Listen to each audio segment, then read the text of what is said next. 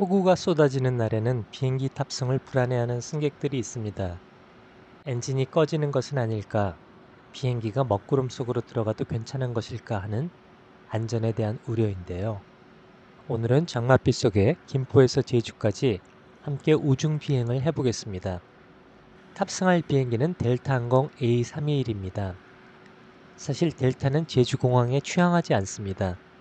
각 항공사는 국가항공당국의 지침에 따라 특정 공항을 스페셜 에어포트로 지정해 일부 훈련받은 조종사만 운항하거나 아예 취항을 하지 않습니다. 우리나라 공항 중에는 활주로가 산으로 둘러싸인 김해공항과 기상이 수시로 바뀌는 제주공항이 일부 외국 항공사들이 특수공항으로 지정되어 있습니다. 승객 탑승이 모두 끝났습니다. 화물을 실는 카고 컴파트먼트 중에 벌크라는 구역이 있습니다. 주로 뒤늦게 도착한 수화물이 실리는 공간입니다. 대개 벌크 도어가 닫히는 시점이 마지막 수화물 탑재가 끝나는 시기이기 때문에 기장은 이때쯤 푸시백을 요청합니다. 토우 트럭이 도착했습니다. 푸시백을 시작합니다. 정상 절차는 푸시백 중 엔진을 시동하는 것입니다. 그러나 이렇게 비가 많이 내리면 엔진의 힘에 토우 트럭이 밀릴 수 있기 때문에 푸시백이 완전히 끝난 후 파킹 브레이크를 세트하고 엔진을 시동합니다.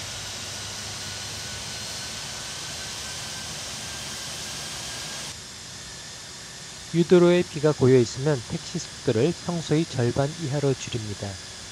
그러지 않으면 선회 시 노즈 기어가 미끄러져 옆으로 밀리게 됩니다. 유도로의 센터 라인을 따라 초록색 라이트가 박혀 있습니다.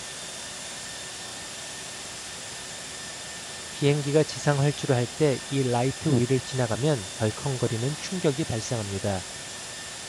경험이 많은 기장은 노즈 기어의 타이어 정중앙에 센터 라인을 맞춰 부드럽게 지상 활주를 합니다. 이륙이 임박하면 좌석 벨트 사인으로 객실에 이륙 신호를 줍니다. 이륙 중 발생할 수 있는 비정상 상황에 대비해 좌석 벨트 착용과 객실 물품의 고정 상태를 재확인하라는 의미입니다.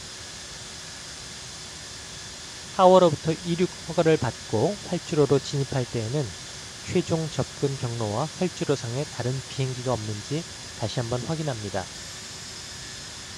활주로 표면이 미끄러울 때에는 이륙 활주 거리를 최소화해야 합니다. 이륙 활주 중 비상 상황이 발생하여 정지할 경우에 대비해 잔여 거리를 최대한 확보해야 하기 때문입니다. 그래서 활주로 표면이 눈이나 빗물로 덮여 있을 경우에는 스탠딩 테이크업이란 테크닉을 사용합니다. 먼저 브레이크를 밟고 파워를 50% 넣은 후 엔진이 정상적으로 가속되면 풀 파워를 넣고 브레이크를 릴리스하는 방법입니다.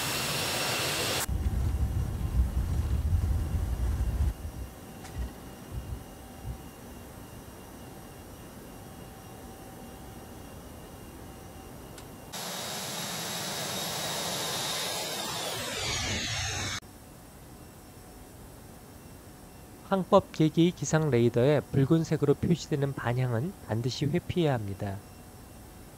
이 레드 에코 안으로 진입하면 우박을 맞아 윈드실드가 깨지거나 레이더이 떨어져 나가거나 심각한 터뷸런스에 조우할 수 있습니다.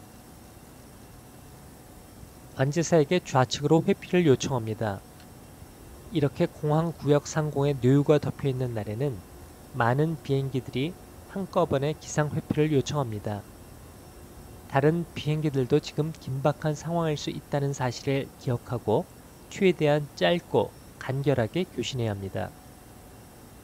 관제 교신의 원칙은 클리어 앤 컨사이스입니다.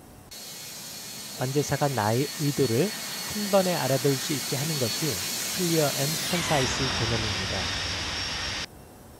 항법 계기의 레이더 전체가 구름을 나타내는 에코로 덮여 있습니다. 맑은 날에는 그린 에코도 모두 회피하지만 오늘은 어느 쪽으로도 뇌우를 완전히 피할 수 있는 공간이 없습니다. 이렇게 어쩔 수 없이 그린 에코 사이로 비행해야 할 경우 통과해도 되는 구름과 절대로 진입해서는 안 되는 뇌우를 구분해야 합니다. 기상 레이더와 육안으로 구름의 형태와 강도를 분석해서 최대한 안전한 쪽으로 경로를 선택합니다. 구름 상단을 탑, 아래를 베이스라고 합니다.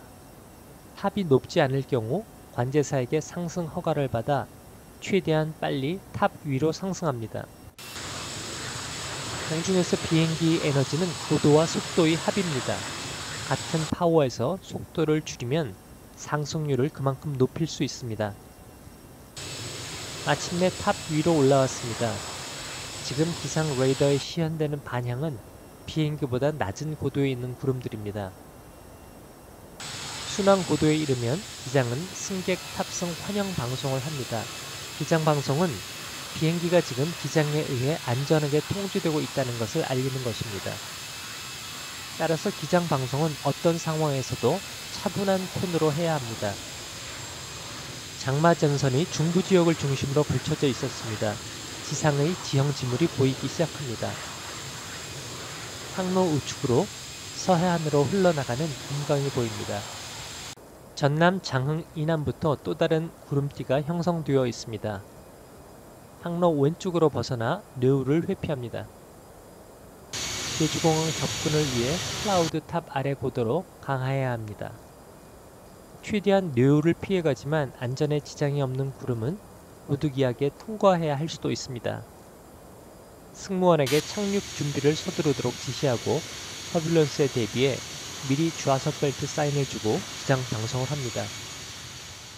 제주공항 런웨이 25 계기 접근을 시작합니다.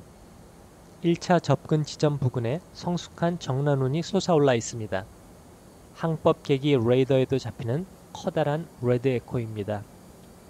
좌선회를 요청해 뇌우를 완전히 벗어난 후 다시 최종 접근 경로로 재진입하겠습니다. 다행히 최종 접근 경로에는 뇌우가 아직 밀려오지 않았습니다만 바람이 가변적으로 불고 있어 접근 시 돌풍에 대비해야 합니다.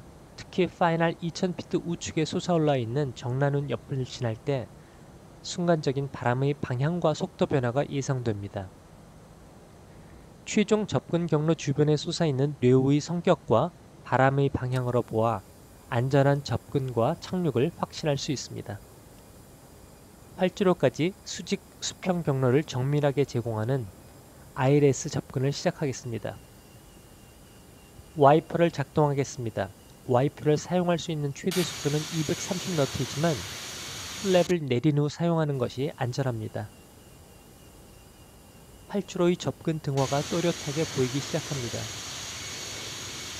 최종 접근로상에 비가 오고 있기 때문에 활주로에도 아마 빗물이 고여있을 것입니다. 활주로 표면에 물이나 눈이 고여있을 경우에는 펌 랜딩을 합니다. 하워를 아이들까지 줄임과 동시에 곧바로 랜딩 기어를 접지시키는 펌 랜딩은 랜딩 기어 스트러트를 즉시 압축시켜 역추력 시스템과 오토 브레이크를 작동시킵니다. 활주로가 미끄러울 때는 감속 성능이 상당히 저하되기 때문에 펌 랜딩이 표준 테크닉입니다. 접지했습니다. 활주로에 물이 고여 있습니다. 활주로를 개방할 때에도 속도를 완전히 줄여 노즈 기어가 밀려나가지 않도록 합니다. 유도로에 진입하면 플랩을 올리고 관제사로부터 지시받은 경로를 따라 지상활주를 합니다. 오늘은 골프2를 경유하라고 하네요.